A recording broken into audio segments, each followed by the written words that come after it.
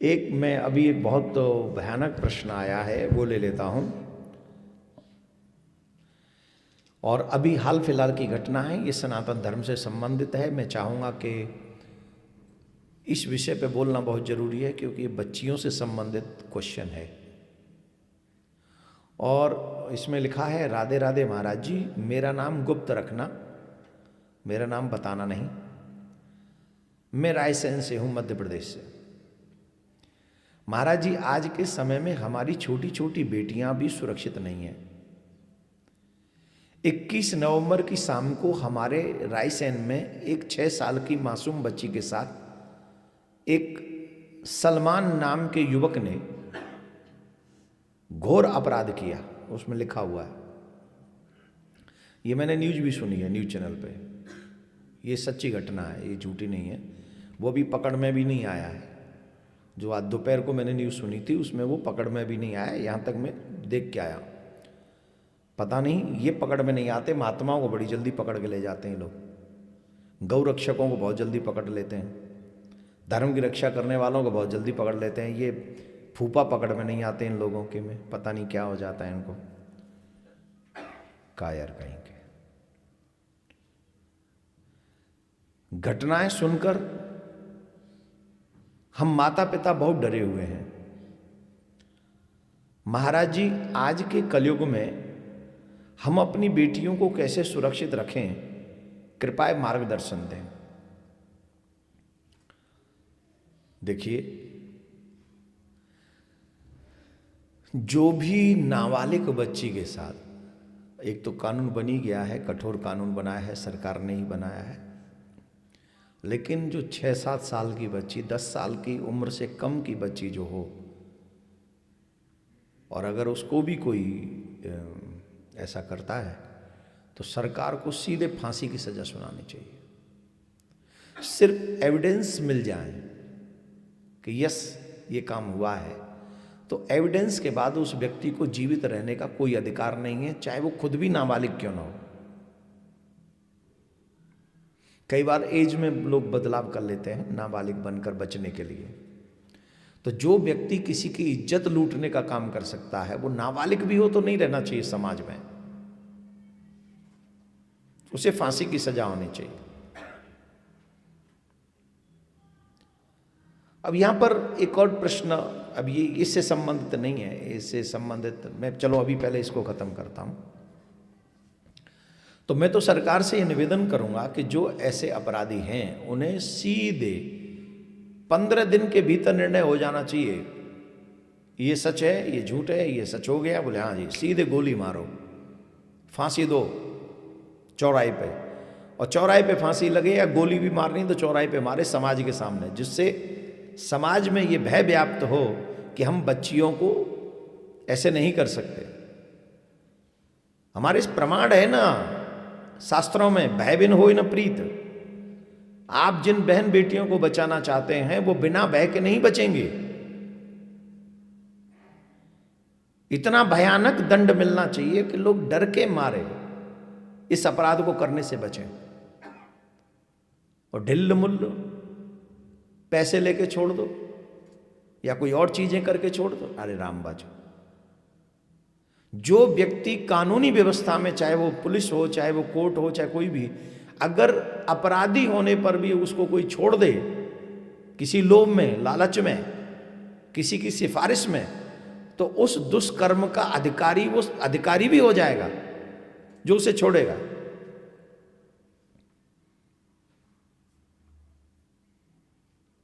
तो बहुत खतरनाक बातें हैं। और बेधर्मी तो इसी ताक में रहते हैं। हम सब ये सब चीज़ें देख चुके हैं, देख रहे हैं। बांग्लादेश में देखी हैं, पाकिस्तान में देखी हैं। पाकिस्तान में हमारे सिख फैमिली की बच्ची को, जो 8-9 साल की बच्ची थी, गुरुद्वारे से उठा के लेके गए थे। ये न्यूज चैनलों पर चली थी। इतनी मानसिकता खराब है इन राक्षसों की। हम सबको एक स्वर में इसका विरोध करना चाहिए और सरकार को बहुत जल्दी से जल्दी उसे कठोर सजा देनी चाहिए, कठोर सजा। तो आपका उदाहरण है, आपका प्रश्न है कि हम अपनी बहन बेटियों की सुरक्षा कैसे करें। हाँ, जिनके घर में बेटियां हैं उन्हें बहुत सावधान रहना चाहिए। मैं आपसे निवेदन करूंगा कि आप अपनी बहन बेटियों को, जिनके घर में छोटी छोटी बहन बेटियां हैं, उन्हें 2-3 चीजें अवश्य सिखाओ। आप देखते होंगे कई बार हमारे घर के रिलेटिव्स भी बच्चों को टच करते हैं। अब इंग्लिश में अगर हम कहेंगे तो good touch and bad touch, दोनों अलग समझ में। ये गुड टच और बैड टच जो है, इसका मतलब अपनी बेटियों को समझाओ छोटी सी उम्र में ही, और उन बेटियों को ये बात समझाओ कि तुम्हें हमसे डरना नहीं है। अगर कोई ऐसी हरकत करता है आपको तुरंत हमें बताना है, और ये अपने घर के लोग भी कर सकते हैं। ये कलयुग है, आप ये याद रखिए। हम कथावाचक हैं, हमने बहुत सारी चीजें सुनी हुई हैं, इसलिए हम ये बात को बोल रहे हैं। अपनी बेटियों को ये सिखाओ कि what is the meaning of good touch and what is the meaning of bad touch. अच्छे तरीके से स्पर्श करना। अब स्पर्श तो गुरुदेव ने हाथ रख दिया, या माँ बाप ने भी हाथ रख दिया, चाचा ताऊ आए, मामा मामी आए, हाथ रख दिया। कई बार माँ बाप पीठ पे भी हाथ रख देते हैं, हाथ मारते हैं, ऐसे क्या प्यार में होता है, वो एक अलग गुड टच उसको कहेंगे। लेकिन बैड टच अलग, वो उस बच्चे को पता चलता। अब बच्चे को इंद्रियां बता देती हैं this is a bad touch.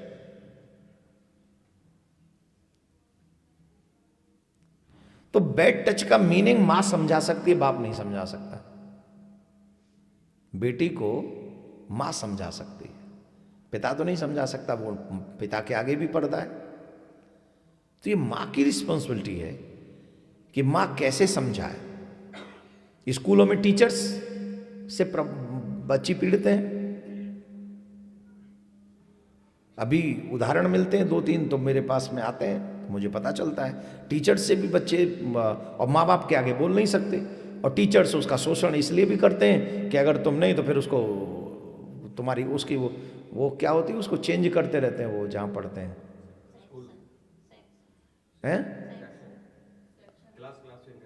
नहीं, क्लास नहीं, वो सेक्शन शायद कुछ होता है ऐसा।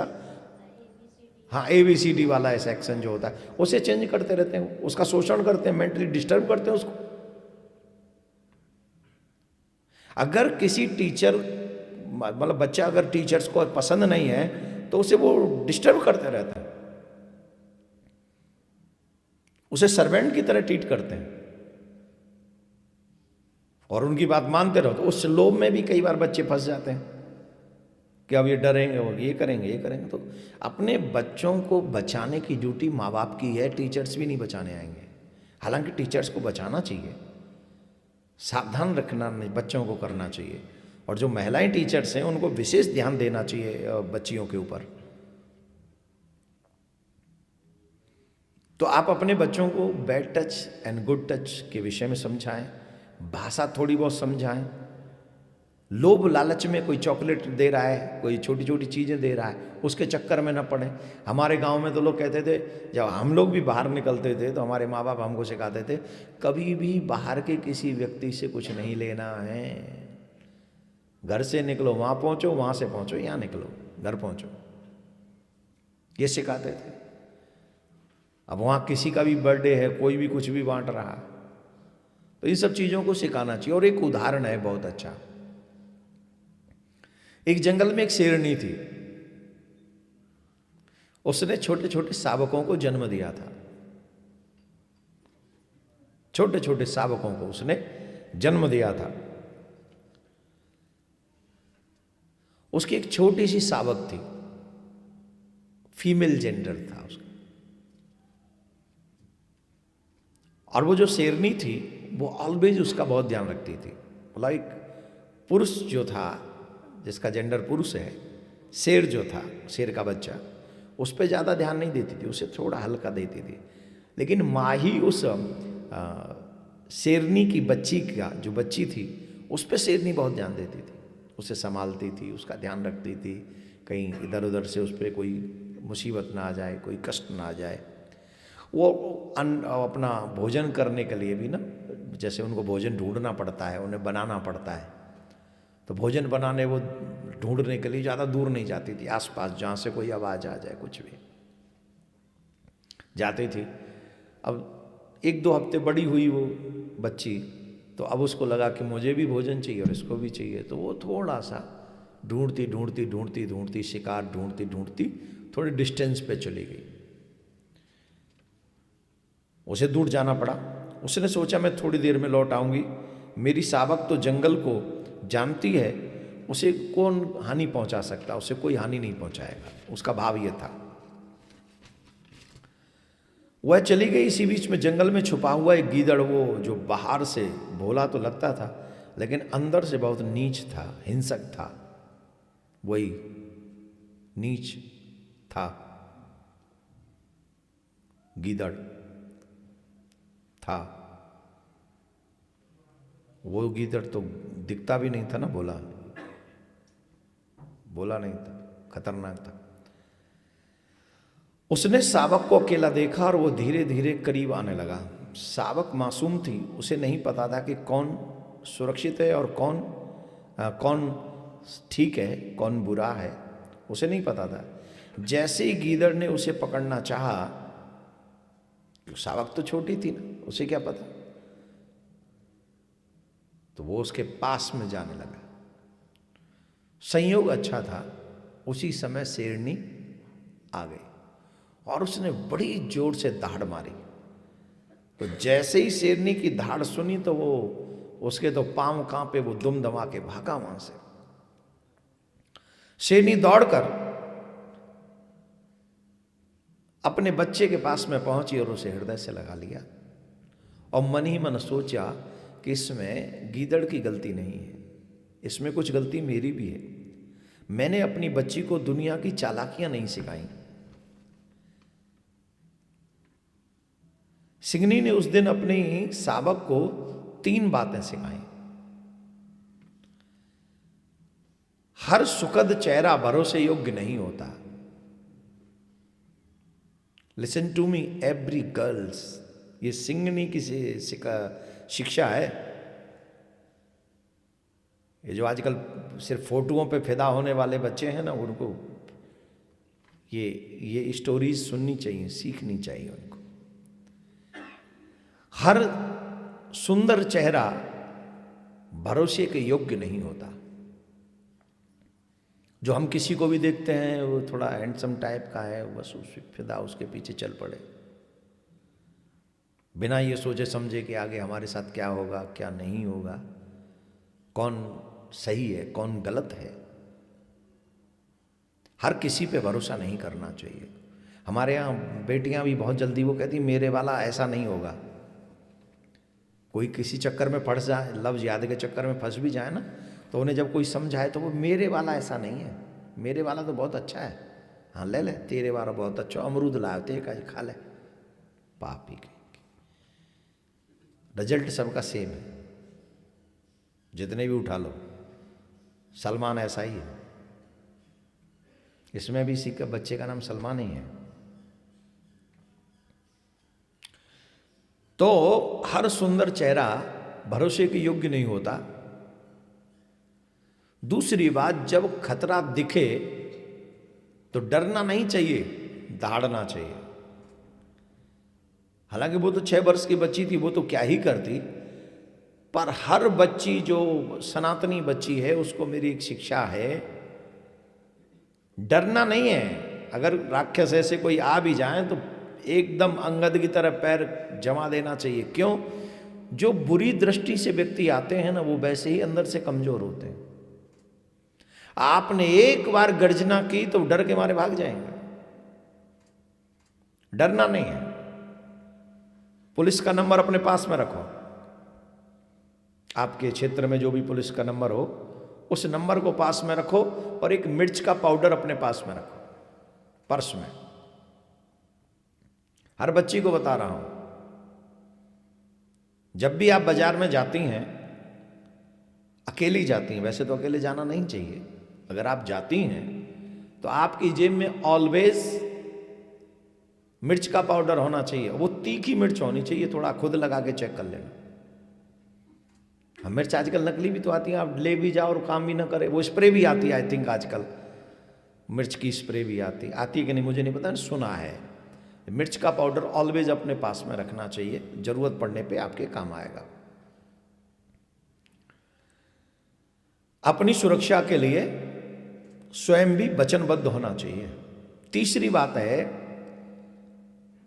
कोई भी ऐसी घटना होने पर अपनी मां को तुरंत बताना चाहिए। जब आपको लगे कि दिस इज नॉट गुड, उस घटना को ये माँ बाप अगर सुन रहे हैं तो माँ बाप को सिखानी है ये बात अपनी बेटी को, छोटी बेटी को ही सिखानी है। जब वो बोलने योग्य हो जाए, समझने योग्य हो जाए, तो माँ को सिखानी है बात कि कोई भी घटना स्कूल में घटे, तुम्हारे फ्रेंड्स ऐसा तुम्हें गलत तरीके से टच कर रहे हो, या गलत शब्द बोल रहे हो, या गलत तरीके से कुछ क्रिया कर रहे हो, तुरंत अपने घर में आके अपनी माँ को बताना चाहिए। पिता को तो आप बता नहीं सकती, लेकिन माँ को तुरंत बता देना चाहिए,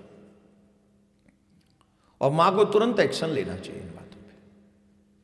ये 3 बात प्रत्येक माँ को अपने बच्चे को सिखा देनी चाहिए। शेरनी ने सिखाया अपने साबक को, और उसके बाद साबक तैयार हो गया, और उसके बाद वो भी सीखने लग गई, साबक भी, कि कैसे अपनी सुरक्षा खुद करनी है। लोगों के आश्रित नहीं रहना है, लोगों के भरोसे नहीं रहना है, अपने पैरों पे खड़े। और मैं तो चाहूँगा कि जब हम लोग मॉडर्न गुरुकुलम बनाएंगे ना, तो उसमें बहन बेटियां जब बच्चियां पढ़ेंगी ना, तो कराटे भी सिखवाएंगे, उनको लट्ठे चलाना भी सिखवाएंगे। बहुत जल्दी भगवान कृपा करे हमारी भावना पूरी हो। आप लोग सब थोड़ा ध्यान दीजिए, सिर्फ खाने पीने पे ही मत ध्यान दीजिए, सिर्फ बाज़ारों में हज़ारों लाखों रुपए मत खर्च कीजिए, कुछ रुपए बचा कर भी कुछ अच्छे काम के लिए रखिए, जिससे आने वाली पीढ़ी को बचाने का एक प्रयास किया जा सके। हर घर में गूंजे सनातन की आवाज। वीडियो को लाइक करें, शेयर करें और चैनल को सब्सक्राइब करना ना भूलें।